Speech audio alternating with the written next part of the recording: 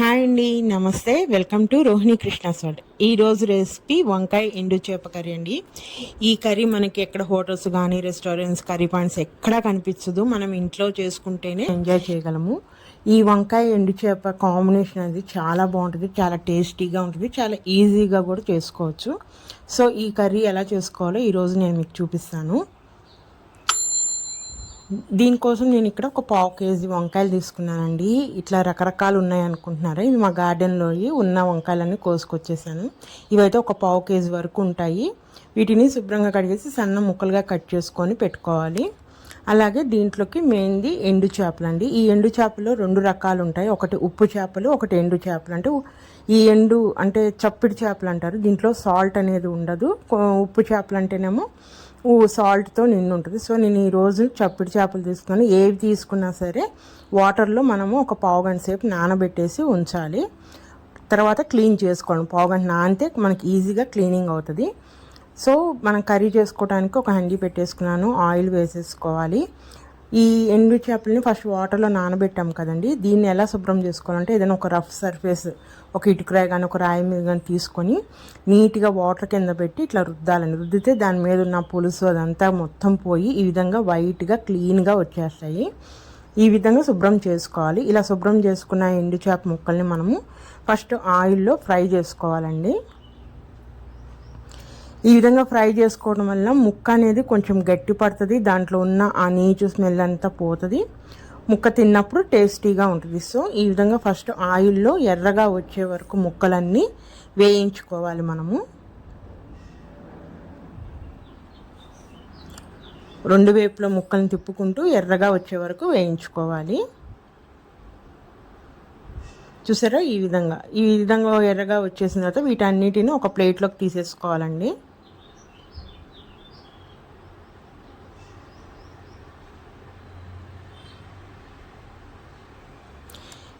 ఇప్పుడు అదే ఆయిల్లో మనము తాలింపు గింజలు వేసేసుకోవాలి. ఆయిల్ బాగా హీట్గా ఉంటుంది కాబట్టి సిమ్లో పెట్టేసుకొని తాలింపు గింజలు వేసేసుకోవాలి. అవి ఎప్పుడైతే చిటపటమంటాయో దాంట్లోకి ఉల్లిపాయలు, ఒక మీడియం సైజు ఉల్లిపాయ తీసుకొని నేను కట్ చేసుకొని వేస్తాను. ఉల్లిపాయని 1 నిమిషం పాటు వేయించుకోవాలండి. ఉల్లిపాయలు వేగుతూ ఉండగానే దీంట్లోకి అల్లం చిన్నులపాయ పేస్టు, అలానే కరివేపాకు కూడా మనం వేసుకోవాలి.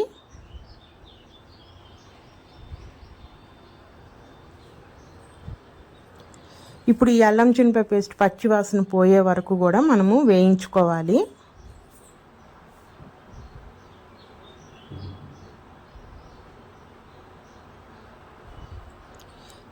అల్లం చిన్నులపాయ పేస్ట్ ఎప్పుడైతే వేగుతుందో పచ్చివాసన పోయి, ఇప్పుడు దీంట్లోకి నేను పచ్చి బఠానీ అండి, ఇది అనేది ఆప్షనల్, మీకు ఇష్టమైతే యాడ్ చేసుకోవచ్చు, లేకపోతే లేదు. ఇప్పుడు సీజన్ కాబట్టి బాగా దొరుకుతాయి బఠానీ అనేది.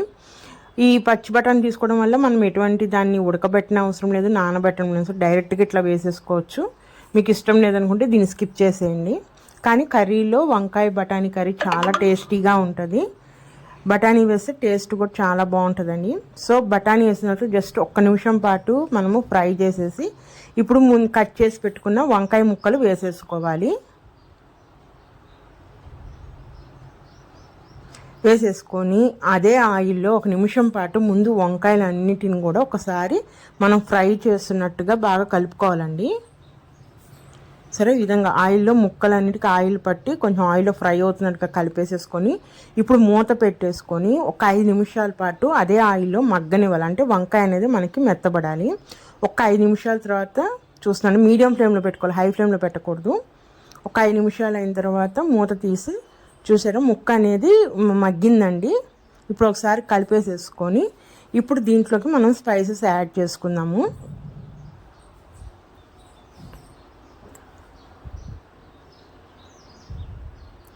అంటే కర్రీకి సరిపడ పసుపు, అలానే సాల్ట్ వేసుకుంటున్నాం, కారం అన్నీ వేసేసుకోవాలి. సాల్ట్ వచ్చేసరికి మీరు కనుక ఉప్పు చేప తీసుకునేటట్టయితే కొంచెం తక్కువ వేసుకోండి, ఎందుకంటే ఆ సాల్ట్ కూడా యాడ్ అవుతుంది. నేనైతే ఇప్పుడు ఈ రోజున మామూలు ఎండు చేపలు అంటే చప్పిడి చేపలు వేస్తున్నాను కాబట్టి దాంట్లో ఎటువంటి సాల్ట్ ఉంటుంది కాబట్టి కర్రీకి సరిపోయే సాల్ట్ మొత్తం ఇక్కడే వేసుకోవాలి. అలాగే స్పైసీనెస్ మనం తినతగ్గ స్పైసీనెస్ అనేది ఇప్పుడు కారం యాడ్ చేసేసుకోవాలి. అలానే 1 స్పూన్ ధనియాల పొడి కూడా యాడ్ చేస్తున్నానండి నేను. వేసేసుకొని ఇప్పుడు ఈ మొత్తము బాగా కలుపుకోవాలి మనము.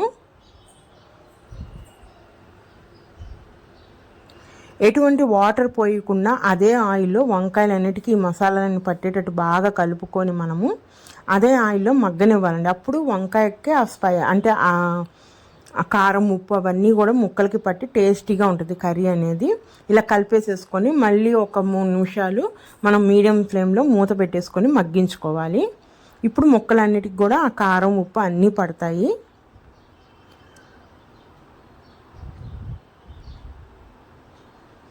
చూసారా ముక్కలన్నిటికీ అదంతా పట్టినాయి కదండి కారం ఉప్పు అవన్నీ. ఒకసారి కలిపేసేసుకొని ఇప్పుడు మనం దీంట్లోకి ఇందాక ఆయిల్లో ఫ్రై చేసాం కదండి ఎండి చేప ముక్కలు, ఇవన్నీ యాడ్ చేసేసి ఇప్పుడు కొంచెం వాటర్ పోయాలి. ఎందుకంటే వంకాయ అనేది మగ్గింది కానీ ఇంకా ఉడకాలండి. సో కొంచెం వాటర్ పోస్తే అందుకని కొంచెం వాటర్ పోసుకొని మొత్తం ఒకసారి కలిపేసేసుకొని మనము ఇప్పుడు మళ్ళీ మూత పెట్టేసి ఒక్క 5 నిమిషాలు మీడియం టు సిమ్లో పెట్టేసుకొని ఉడకనివ్వాలండి.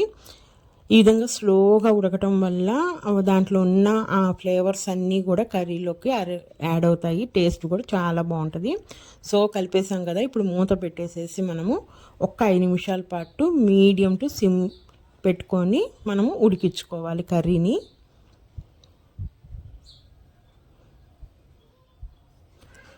ఒక 5 మినిట్స్ మగ్గిన తర్వాత మూత తీసి చూద్దామండి. చూడసారా ఆ వంకాయ ముక్కలు అనేది చాలా సాఫ్ట్గా అయిపోయింది. మనకి చుట్టూరు ఆయిల్ కూడా కర్రీలో వేసిన ఆయిల్ కూడా పైకి తేలింది. అంటే గ్రేవీ మొత్తము పర్ఫెక్ట్గా ఉడికిపోయిందని, ముక్కలు అన్నీ కూడా సాఫ్ట్గా అయినాయి, మంచిగా ఉడికినాయండి. ఇంతేనండి మన వంకాయ ఎండు చేప కర్రీ అనేది రెడీ అయిపోయింది. చాలా సింపుల్గా చేసుకోవచ్చు. ఇది రైస్లోకి బాగుంటుంది, మనం చపాతీలో కూడా తినచ్చు. చాలా టేస్టీ అయిన కర్రీ ఇది.